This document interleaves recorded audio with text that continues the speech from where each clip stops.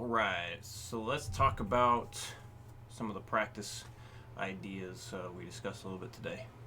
So, I totally get, the desire and the want to, skip ahead in the beat per minute increases. But like we discussed, it works against you. Going up by 10s and 20s when you're trying to continue pushing yourself in terms of speed, it's just not beneficial. Having all those multiple speeds, all the many repetitions of slowly building it up, it allows you to hear stuff like going too fast on those upstrokes that you noticed today. So the gradual increase is always going to yield the best results in the shortest amount of time. So even though you might be doing more repetitions by going up by 5s, or even less than 5 sometimes it's appropriate and beneficial to go up by 1 beat per minute increments. That's something I do if I'm having a very difficult time getting something up to a particular speed for a song or some kind of video lesson I'm doing. But that gradual increase is always going to get you to where you want to be in the shortest amount of time versus going up by 10s and 20s, because shortcuts just don't work when it comes to getting good at this instrument, or any instrument really. Yeah, so shortcuts, they just don't work. They make things take much longer than needed. So I understand the feeling of like, damn it, I want to just go like instead of like taking the time to go through every little bit. But I do it myself. If I'm doing something that I want to be playing 16th notes with, and I'm struggling to get up to like 120, I'll back it down to 8th notes and work it up from 60 to 240, going up by 5s. Yeah, so I do it myself, and it works. So, but you get used to it. So yeah, just like every single time you practice, start at 60, go up by 5. Now, with the one up on screen right now, so let's say you get to 240 beats a minute. Let me know. If you can do a video of it, absolutely, please send me a video playing it at 240, just to make sure everything looks and sounds correct. But yeah, once you hit stuff like that, like on the screen right now, once you get the 8th note stuff up to 240, let me know. I'll give you the update to it, so this way you can continue to push yourself faster throughout the week. So no need to wait until we get back together again. So always welcome to send me midweek update stuff, just to make sure things are going well. So that being said, let's do some demo speeds here. All right. A 1, 2, 3, 4.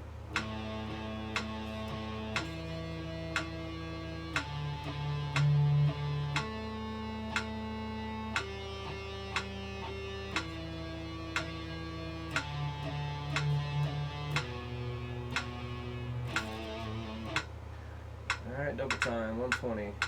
1, 2, 1, 2, 3, 4.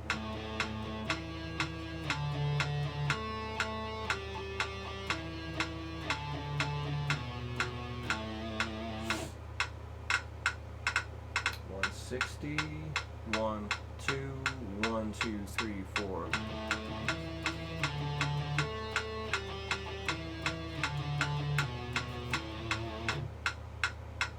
$200.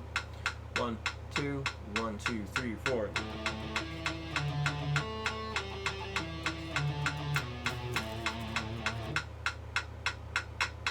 And the goal speed of 240. 1, 2, 1, 2, 3, 4.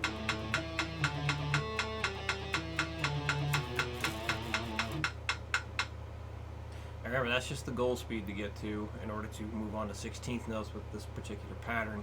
You don't have to get to 240 within a week. Just keep it clean, keep going up by those 5s, and perfect practice. Alright, number 2.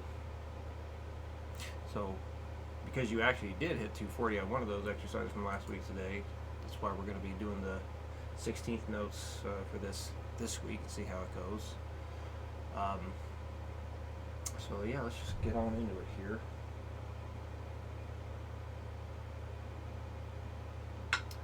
$60 beats a minute. 1, 2, 3, 4.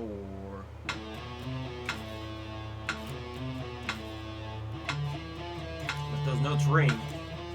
No staccato. Let it ring.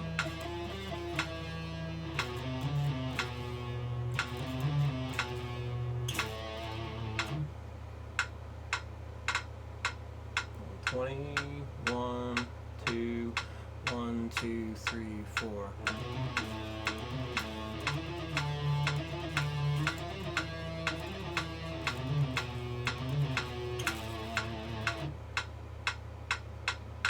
$160. 1, 2, 1, 2, 3, 4.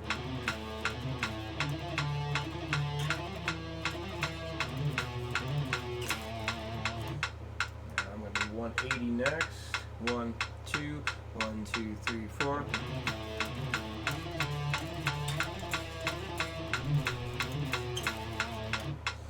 $200. 1, 2, 1, 2, 3, 4.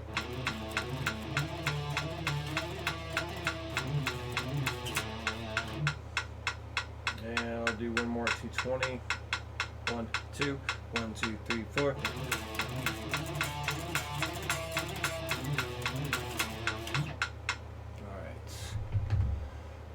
And number 3, gallop on the first line, reverse gallop on the second line. Make sure you strum nice and wide. Make sure you're hitting all 3 strings on this guy. And if you're able to watch your right hand when you're playing, that would be very beneficial. This way you can make sure that you're actually strumming all 3 strings. And remember, when you're getting faster and faster, for any of the stuff that you do, if you feel like you need to reposition your wrist, your pick, your arm, whatever, in order to feel more natural at the higher speeds, do that. Do what your body's telling you to do in order to hit those speeds that you want, because you're going to play a little bit different at slow speeds versus medium speeds versus high speeds. That's totally natural. As another benefit of always working the metronome up by 5 beat per minute increments, it allows you to get more familiar with what your hands do, your arms do, at the varying speeds as you gradually get faster and faster and faster. So when you cultivate an awareness of what you're doing while you're playing, you can take advantage of that, and like you can make a conscious choice to change your hand and arm position and whatnot for particular things that you might play. So listen to your body, let it do what it wants to do to go faster. 60 beats a minute. 1, 2, 3, 4.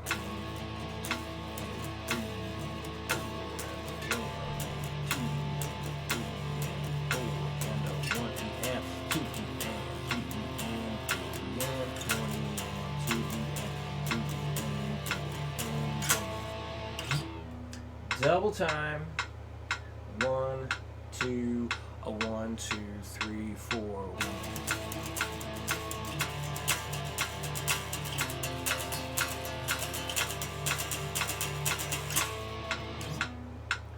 160. 1, 2, 1, 2, 3, 4.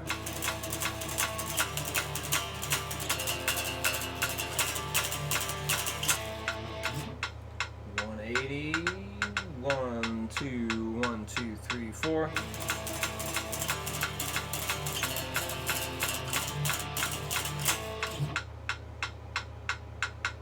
200. 1, 2, 1, 2, 3, 4.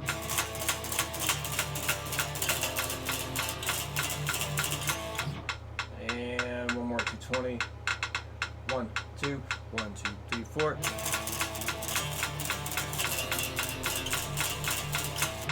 Definitely getting challenging there for myself. Lots of forearm activation to get that 220 going. Yeah, keep doing what you're doing with the improv stuff and just doing a couple shapes at a time per week. Just another reminder there. Make sure before you add in Phrygian or Lydian or any of the other modes, you got to be able to go up and down, C Ionian, the major scale, up and down without looking at your page. Then up and down D Dorian without looking at your page, and then E Phrygian and so on. So just beyond just doing improv stuff, make sure you can still just go up and down each scale shape before adding the next one. So if you have any questions at all with anything, please let me know, and see you again Monday at 7:30.